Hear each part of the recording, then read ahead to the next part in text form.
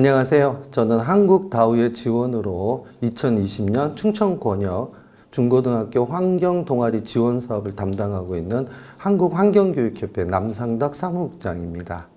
원래는 충청도 지역에서 선생님들을 모시고 사업 설명회를 개최하고자 하였으나 최근 코로나19의 확산 등으로 인하여 부득이하게 온라인으로 사업 설명을 대체하고자 합니다. 본 촬영장에는 촬영진과 저밖에 없고요. 또 2m 이상 서로 간격을 유지하고 있기 때문에 마스크 없이 설명을 드리도록 하겠습니다. 본 사업 관련 참가 신청 안내문 등은 해당 교육청 홈페이지 등에 게시되어 있으며, 또 보시는 것과 같은 본 협회 한국환경교육협회 홈페이지 공지사항란에서 다운로드 받으실 수 있으며, 보시는 것과 같은 이메일과 전화로 요청해 주시면 저희가 발송해 드리도록 하겠습니다. 2020년 충청권역 중고등학교 환경동아리 지원사업의 사업 설명은 크게 4가지로 나누어서 설명드리도록 하겠습니다. 첫째, 사업 소개. 둘째, 참가 신청 방법과 운영 일정 및 내용. 셋째, 환경동아리 활동 우수 사례. 넷째, 유의사항으로 나누어서 설명드리도록 하겠습니다. 먼저 사업 소개입니다. 충북 진천에 공장을 가지고 있는 한국다우는 2007년도부터 충청권역 청소년 대상 환경과학 체험교육 프로그램을 실시하여 친환경적인 의식과 생활태도를 가진 미래인재 육성에 크게 기여하여 왔습니다. 2010년도부터는 그린에너지 동아리 콘테스트라는 활동을 통하여 청소년 스스로 자기 주변의 문제들을 파악하고 해결을 위한 실천 방법을 모색하고 스스로 실천해 볼 수 있는 효율적인 체험 프로그램의 모델을 제시한 바 있습니다. 올해에는 지역사회 또는 교내의 탄소 배출 감량과 플라스틱 쓰레기 절감을 주제로 한 환경 동아리 활동 프로젝트를 지원하여 친환경적인 생활 태도를 가진 미래 인재 양성에 기여하고자 합니다. 본 사업의 목적은 보시는 그림과 같습니다. 다음은 참가 신청 방법과 연간 운영 일정을 설명해 드리도록 하겠습니다.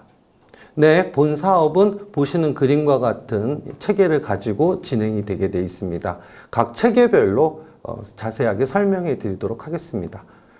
먼저 참가 대상 및 인원입니다. 세종시, 대전시, 충청도 소재 중고등학교 동아리 또는 학급이면 신청이 가능하시고요. 한 학급이나 동아리 인원은 20명 내외로 구성해 주시면 되겠습니다. 충북 진천군 소재의 중고등학교는 우선 선발하도록 하겠습니다. 다음은 참가 신청 방법입니다. 소정의 참가 신청서와 활동 계획서 양식을 작성하신 후에 보이시는 이메일로 접수해 주시면 되겠습니다. 제출 서류 양식은 협회 홈페이지 공지사항란에서 다운로드 가능하시고요. 앞에서 말씀드린 것과 같은 문의처로 전화 주시면 보내드리도록 하겠습니다. 본 사업은 총 10개의 동아리 또는 학급을 선정하게 되어 있고요. 정원보다 많은 학교가 신청하셨을 경우에는 보시는 것과 같은 심사 기준에 따라서 저희들이 선정을 하게 됩니다. 선정된 내용은 본협회 홈페이지 공지사항란 또는 신청하신 지도교사 선생님에게 이메일로 알려드리게 됩니다. 본 사업의 최종 참가자로 선정된 동아리와 학급에게는 저희들이 지원금을 지급을 하고 있습니다. 총 100만 원을 지급을 하게 되는데요. 1차 지원금 50만 원을 이 단계에서 지원을 해드립니다. 지원금은 지도교사 계좌로 이체하게 됩니다.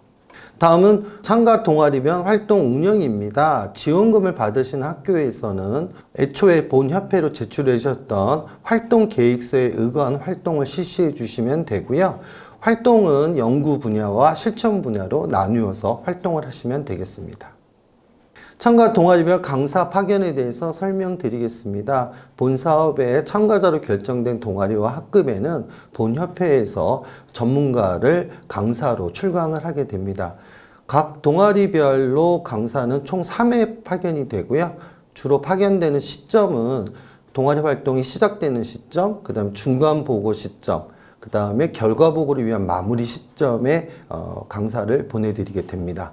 또한 각 동아리별로 배치된 강사와 한국다우 임직원과의 멘토링 시스템 운영을 통해서 동아리 활동 중 궁금한 내용이나 문의사항 등은 언제나 멘토들에게 질문을 할 수 있는 시스템을 운영을 하고자 합니다. 아울러 본 사업과 별도로 일반 학생 대상으로 환경 관련 직업, 취업, 창업 등에 대한 강의가 필요하신 경우 1회에 한해서 무료 특강을 지원하고자 합니다. 다음은 참가 동아리 지원금 2차에 대한 부분을 설명드리겠습니다. 먼저 각 동아리 및 학급은 중간 보고서를 제출해 주셔야 되고요. 심사위원들의 심사를 통해서 본 사업이 지속적으로 진행될 가능성이 있다라고 판단되는 동아리와 학급에게는 2차 지원금 50만 원을 지급하게 됩니다. 이 금액 역시 지도교사 계좌로 이체를 해드리게 됩니다. 다음은 결과보고서 제출 및 심사에 대해서 말씀드리도록 하겠습니다. 제출 시기는 12월 중이고요. 각 동아리 또는 학급에서 제출해 주신 결과보고서는 보시는 것과 같은 4가지의 심사 기준에 의해서 심사를 하게 됩니다. 그리고 심사 결과 최고 점수를 받은 6개 동아리를 선발을 해서 6개 동아리는 1월 달에 개최되는 최종 결과 발표 대회에 참가하시게 됩니다. 최종적으로 우수하다고 판단되는 6개의 동아리는 2021년 1월로 예정이 되어 있는 우수활동 동아리 결과 발표 대회에 참가하게 됩니다. 이 전까지 6개 동아리는 모두 입상권이기는 합니다만 아직 어느 동아리가 대상인지 어느 동아리가 입선인지는 결정이 되어 있지 않습니다. 이날 발표 대회를 통해서 그 상의 내역이 결정이 되게 됩니다. 우수활동 동아리 결과 발표 대회는 보시는 사진과 같은 형태로 진행이 되게 되고요. 일부 행사에서는 그 진천공장 견학과 체험학습 등이 진행이 되고요. 점심 식사 후 2부 때 발표 대회를 진행을 하게 됩니다. 시상 내역은 지금 보시는 것과 같습니다. 다음은 본 사업에 참가하는 환경 동아리 또는 학급 여러분들의 활동에 도움이 되고자 그동안 본협회에서 지원했던 환경 동아리 활동 중에서 우수 사례라고 생각되는 것들을 몇 가지 소개해 드리도록 하겠습니다. 첫 번째 보시는 활동은요, 중고등학교는 아닙니다. 초등학교에서 진행했던 프로그램인데요.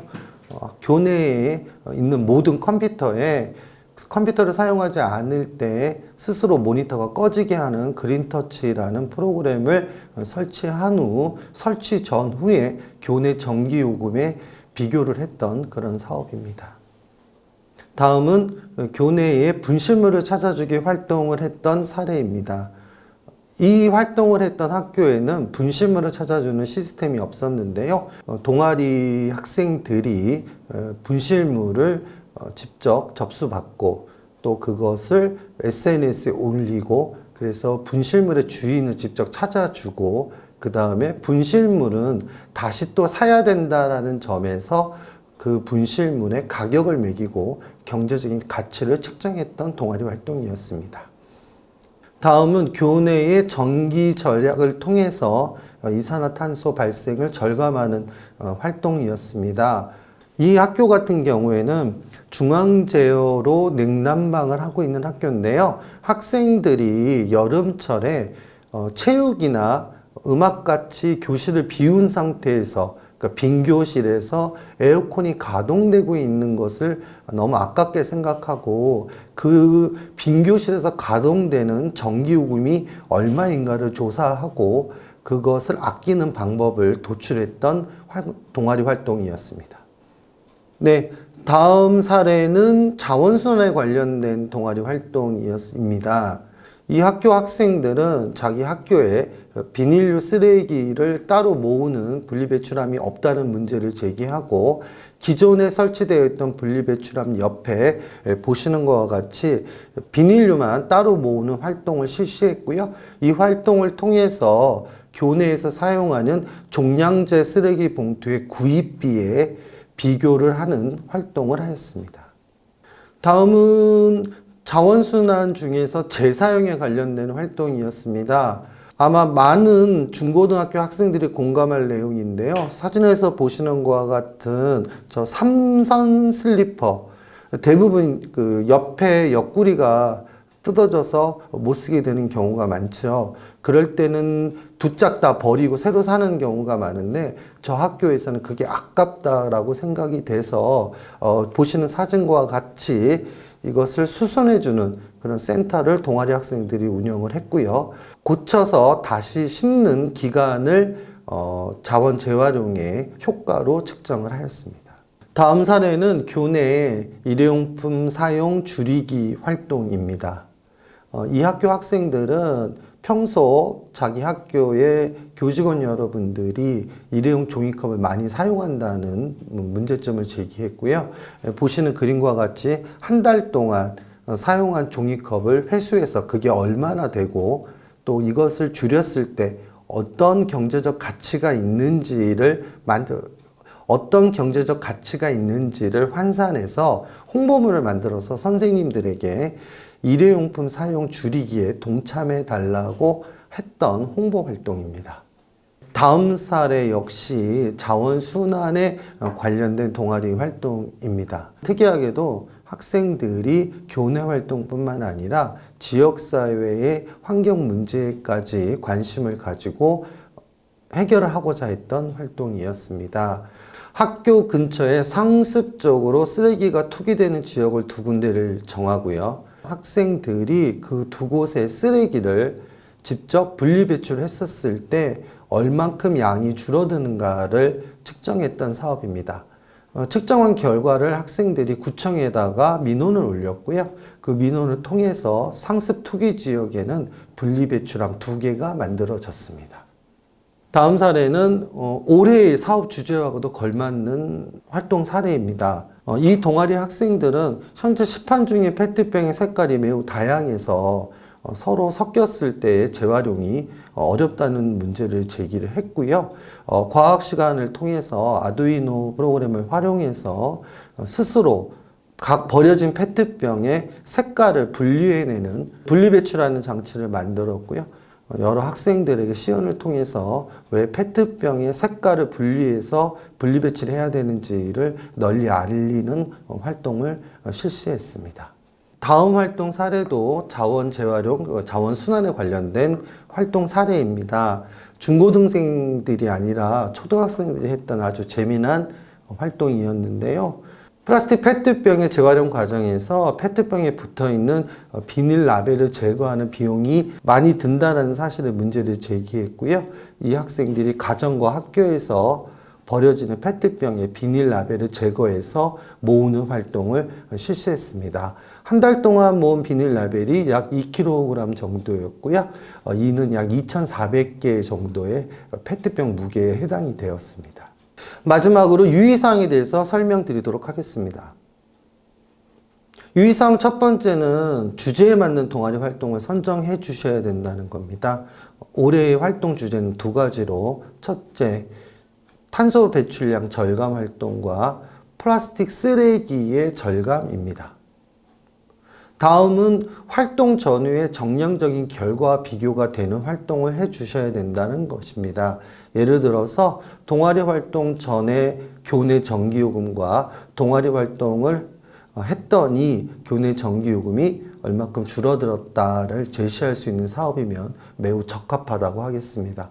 마지막으로 플라스틱 쓰레기 절감을 주제로 선택할 경우의 유의사항입니다. 현대는 플라스틱 시대라고 할 만큼 플라스틱을 많이 사용하고 있습니다. 플라스틱을 대체할 수 있는 물질이 제시되기 전까지는 플라스틱을 무조건 사용하지 말자는 주장은 설득력이 없습니다. 플라스틱 사용이 문제가 아니라 일회용품 플라스틱의 과도한 사용과 재활용되지 못하고 방치되고 있는 플라스틱 쓰레기가 문제라는 점이 강조되었으면 합니다. 이상으로 2020년 충청권역 중고등학교 환경동아리 지원사업의 사업 설명을 마치도록 하겠습니다.